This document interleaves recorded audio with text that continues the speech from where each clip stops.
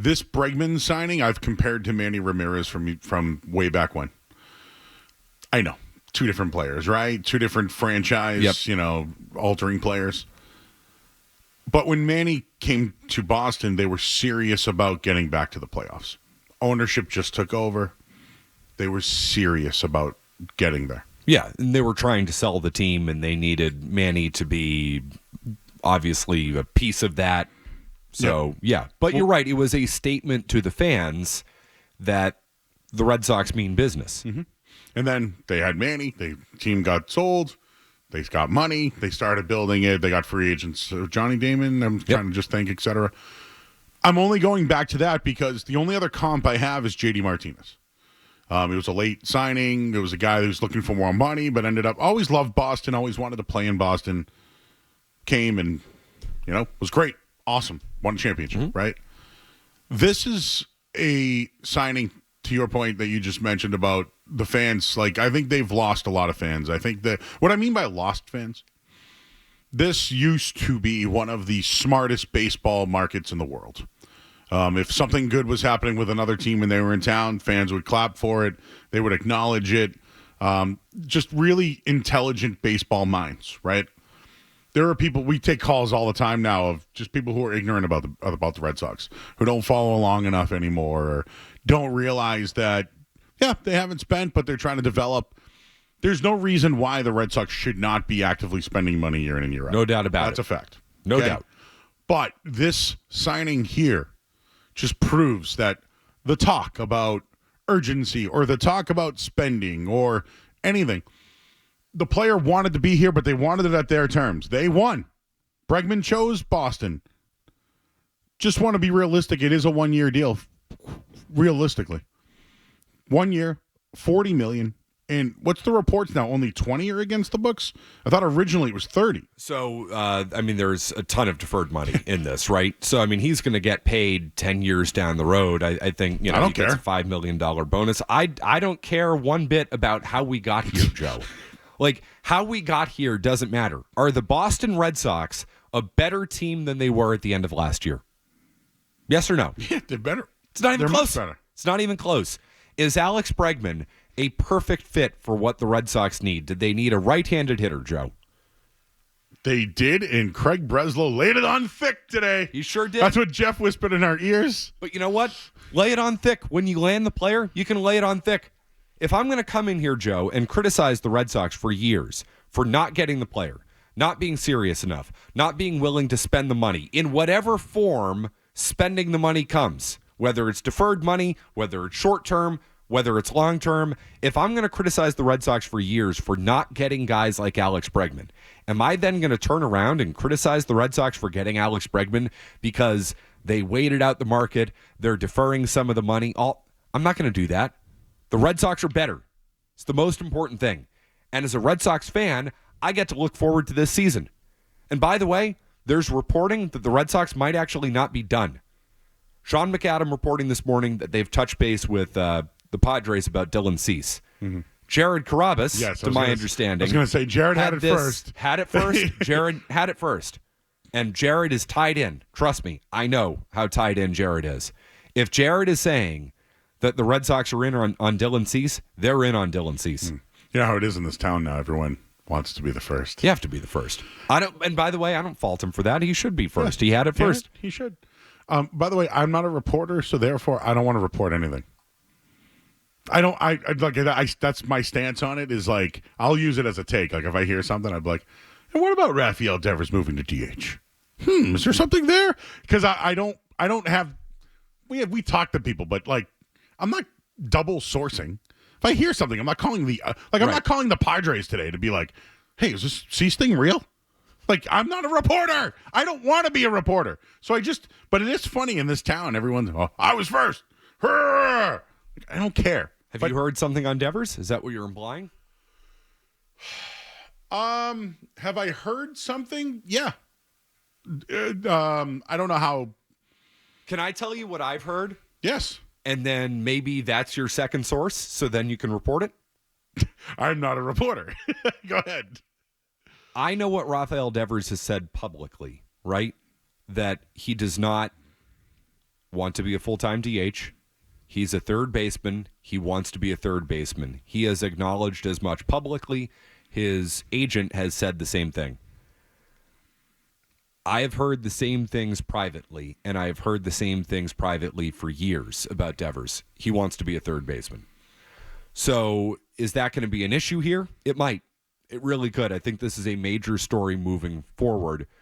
How willing is Rafael Devers to be your everyday DH? Because the Red Sox will be at their best when Rafael Devers is their everyday DH. He is not a third baseman. He cannot play the position consistently. We've seen it for years now. The Red Sox have defense problems. Devers is a part of those problems. He should be a DH. Is that what you've kind of heard on Devers? Am I now your second source on that, Joe? Well, what I have heard is he was there every day. Then there was some chatter about a trade. Mm-hmm. Went back home. So I noticed this the other day. Cora mentioned it. Cora talked about it. He was there. It was obvious based on Cora's comments that they informed Devers that something was happening, whether it was Bregman or Arenado, I don't know. All of a sudden, he goes home. I'm not stirring a pot. It's just what happened. Okay, no, I will. Because I know how Devers feels about wanting to play third base. He has been in Fort Myers. They go to him. And, when the question was asked of Alex Cora the other day, before they signed Bregman, is Devers your third baseman? He said, well, right now, he's our third baseman. Joe, you know what right now means, right? We all know what right now means. They had a conversation with Rafael Devers. They explained to him that they were going to get somebody, whether it was Arenado or Bregman, and he's going to be spending more time at DH, and Devers goes home. Or he goes to Miami to be with his family. He was in camp. He doesn't have to be there yet, technically. We are not at the report date, and Devers goes away for the weekend. Let's put 2 and 2 together. It's a mini protest. So you're stirring it, and I'm just following. I'm following breadcrumbs. I don't have sources on it. The only source that I've heard is that I've heard that he wants, like you said, wants to be a third baseman. When he signed his long-term deal, there were discussions about him being a third baseman. Yep. It is interesting he went away. Now he doesn't, in his right, he doesn't have to report. Nope. So I want to be consistent. I was like this with Tom Brady too. Like if Tom Brady wanted to take time off before camp, I was very consistent about that. Most of the guys are there. They're all showing up. Like I tried to make the take the other night that this is one of the first years where the Red Sox don't have a lot of issues going into camp, right? Like last year was Cora. Bayo, we'll see if he's ready to go. He's supposed to pitch today again. I think Cutter Crawford's supposed to pitch today. I mean, those guys are just delayed, right? Yeah, Crawford has, he's got the knee problem. So We'll see. Yeah, and if they have 6 starters, then let them figure it out, right? I'm just saying they don't have a lot of problems. But if one of their problems is Rafael Devers wanting to play third, but a better third baseman is there, the only thing I like is Bregman's willing to play second. Willing to play second. Yes, because he's a winning player. Cora has doubled down saying that he thinks he can be a Gold Glove second baseman. I don't know if I'd go that far, but I think he's going to be pretty good. Like, I don't have any concerns about Bregman playing second base. I know he's basically never played it before. This guy's a really good fielder. He was a shortstop. There's no reason, if you played shortstop at a high level in college, there's no reason you can't play on the other side of the bag. And given he's played such a good third base for such a long time at the big league level, are there going to be some growing pains? Yeah, probably. But you have to learn how to make the turn, and it's a different angle throwing to first. Other than that, he can field a ground ball and throw the ball to first. I love the Bregman signing. I don't think it's like a, guy making $40 million a year when Mookie makes 30. I know it's hard to look at. I know people are still stuck in the days of players making $20 million. It's a lot. It's just in baseball nowadays. It's what's a count against the luxury tax. That's really it. Or is it what do they call it now? The competitive balance tax. Thank you. The CBT, Joe. The CBT. Get it right. Wait, did they get under now with the deferred money? No, they're over. I thought there was $7 million over with $10 million deferred. If it's $20 million deferred, they're under. All I'll tell you is last I heard, Joe, they were over. Based on the breakdowns I saw from Spear. And we Red need Sox like a payroll. real because if they're really like here's the deal, Matt. if they deferred the money to get still under the tax, Critillo had something yesterday on it.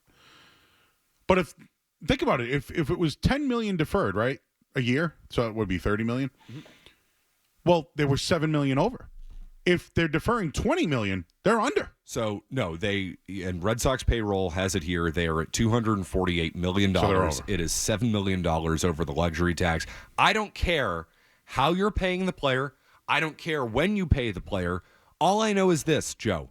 Sam Kennedy said at the beginning of this offseason that they'd be willing to go into the luxury tax, and everybody laughed. They delivered. They delivered on their promise. They said they wanted to build a baseball team that was capable of winning 95 games and winning the division. I don't know if they're quite there yet, but they're a hell of a lot closer than they were. I think they're an 88 to 90 win team, which means you're making the playoffs, and baseball has become a get in the playoffs and see what happens type of sport. I think they're a good baseball team. I think they've constructed a quality roster. I think Breslow's had a really nice offseason. You should be happy as a Red Sox fan. I don't want to hear about the particulars of it, Joe. Results. What have been the results of this offseason? Are they better or worse?